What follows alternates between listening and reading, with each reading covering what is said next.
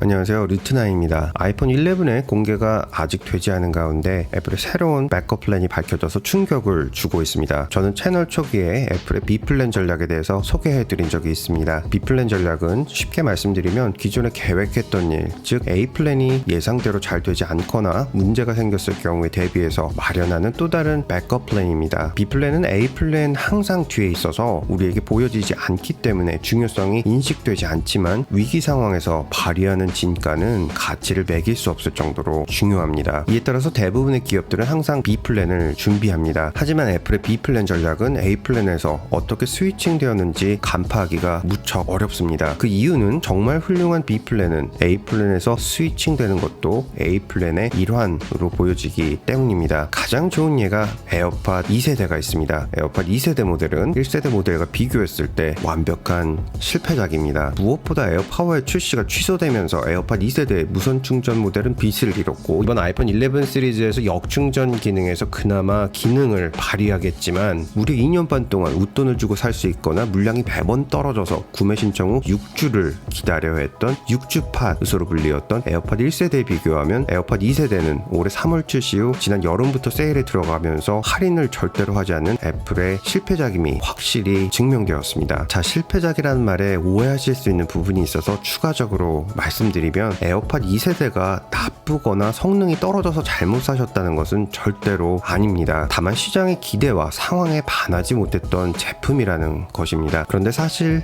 애플은 에어팟 2세대가 잘 되지 않을 것이라는 것을 이미 잘 알고 있었습니다. 에어팟 2세대가 조용히 공개되고 대부분의 유저들이 낙심하고 있을 때 불과 2주 뒤인 3월 27일 에어팟 2세대 루머에 들어가 있던 대부분의 내용들이 파워비치 프로 루머를 통해서 보여졌습니다. 파워비치 프로는 매트 블랙 색상과 더 길어진 사용시간, 방수, 그리고 무엇보다 에어팟보다 더 뛰어난 음질이 향상되어서 나온다는 정보가 유출인지 홍보인지 모르게 전파되었고, 결국 4월 3일 파워비치 프로의 공식 출시가 확인되었습니다. 실제로 애플은 이렇게 함으로써 독보적인 무선 이어폰 시장을 타 기업에게 쉽게 내주지 않을 수 있었습니다. 파워비치 프로가 애플 2세대의 B 플랜 전략으로 사용되면서 추가 색상이 이제야 수령 가능한 이유도 사실 여기에 있었습니다. 파워비치 프로는 원래 가을 출시 예정이었던 제품이었고 에어팟 2세대의 추이를 보고 결정될 예정이었지만 에어팟 2세대는 A 플랜으로 사용되기에는 너무나 부족했습니다. 그런데 에어팟과 파워비치 프로는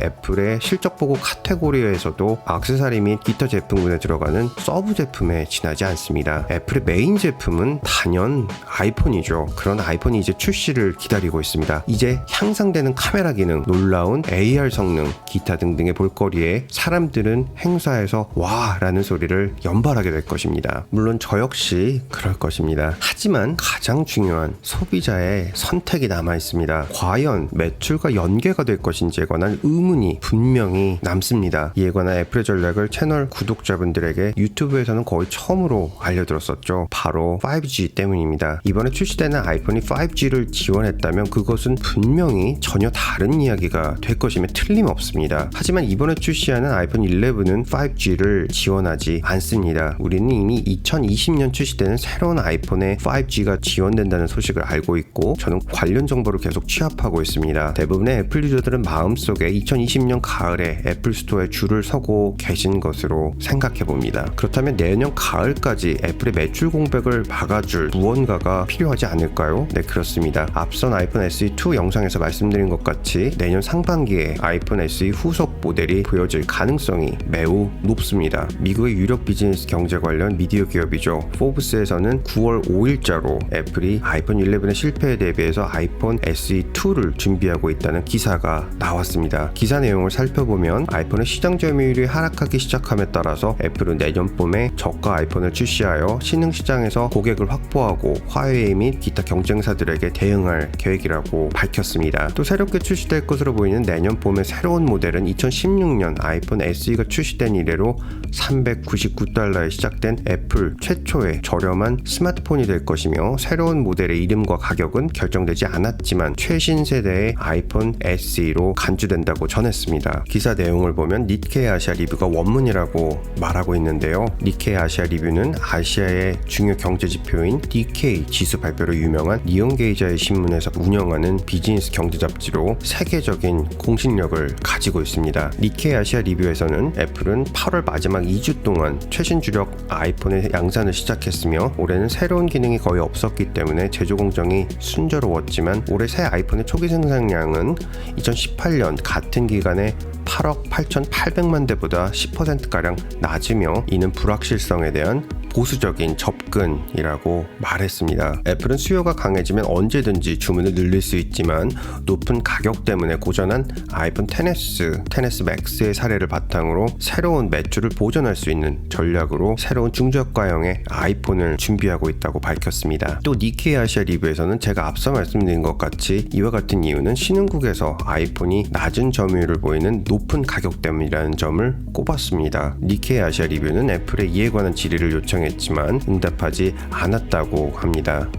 경제적인 관점으로 보아도 시장의 흐름을 대세라고 한다면 애플은 대세를 거르고는 절대로 시장을 점유할 수 없습니다. 유한타 인베스트먼트 컨설팅에 따르면 최초의 아이폰 SE는 2016년에 약 3천만 대, 2017년에서 2018년 사이에 1천만 대를 판매했다는 보고가 있습니다. 새로운 서비스를 선보인다고 해도 SE2 구매를 기다리고 있는 엄청난 잠재 고객을 애플은 결코 무시할 수 없을 것입니다. 이에 대한 방증이죠. 제가 앞서 말씀드린 것처럼 삼성전자, LG, 화웨이 및 오포도 신흥시장의 중심지인 인도에서 생산을 확대하고 있고 무엇보다 앞선 영상에서 은하계 최고의 가성비 폰으로 소개를 드렸던 구글의 픽셀 3a는 아쉽게도 한국에서 정식 판매가 되지 않았지만 미국에서 구글을 스마트폰 제조업체 5위로 순식간에 진입하게 만들어 주었습니다. SE2라고 말하기에는 조금은 성급한 부분이 있는 것은 사실입니다. 하지만 분명히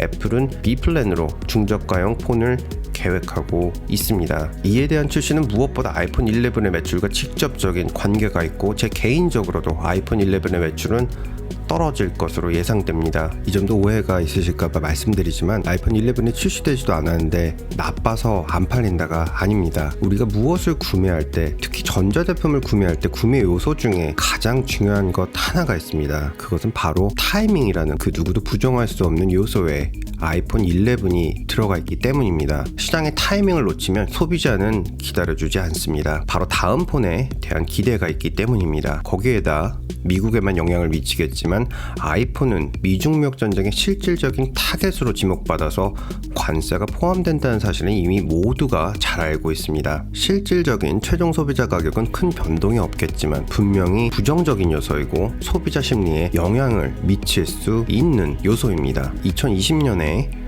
무역전쟁이 완전히 해소되고 5G를 비롯해서 새로운 디자인과 애플다운 혁신이 들어간 폰을 사려고 고객들은 대부분 기다릴 것으로 사실 누구나 예상해 볼 수 있습니다. 애플은 내년 상반기를 놓치면 삼성과 화웨이, 오포의 스마트폰 시장 왕자를 내주어야 할 수 있습니다. 또 구글도 무서운 속도로 시장에 가세하기 시작했습니다. 이런 뻔하디 뻔한 타이밍을 애플이 그냥 바라만 볼까요? 애플은 내년 OLED와 5G가 탑재된 플래그십 아이폰을 공개할 계획을 가지고 있습니다. 주요 공급업체로는 현재 BOE와 계속 협의 중에 있는데 BOE의 OLED가 까다롭기로 유명한 애플의 기준을 넘어서면 채택될 것입니다. 하지만 이는 내년 출시될 수 있는 아이폰 SE에는 공급되지 않습니다. 최근 경영 악화로 애플이 재정적인 도움까지 주면서 유지를 하고 있는 일본의 재팬 디스플레이와 LG 디스플레이의 LCD를 채택하게 될 것으로 업계에서는 소식이 전해지고 있습니다. 아이폰 SE2 이번 행사에서 보여지지는 않겠지만 내년 봄은 정말 한번 기대해 보실 만한 것으로 말씀드리겠습니다. 많은 분들께서 궁금해하시는 찰나에 세계적으로 공신력 있는 미디어 그룹들에서 전한 유력한 소식이 있어서 제 견해와 함께 정리를 해보았습니다.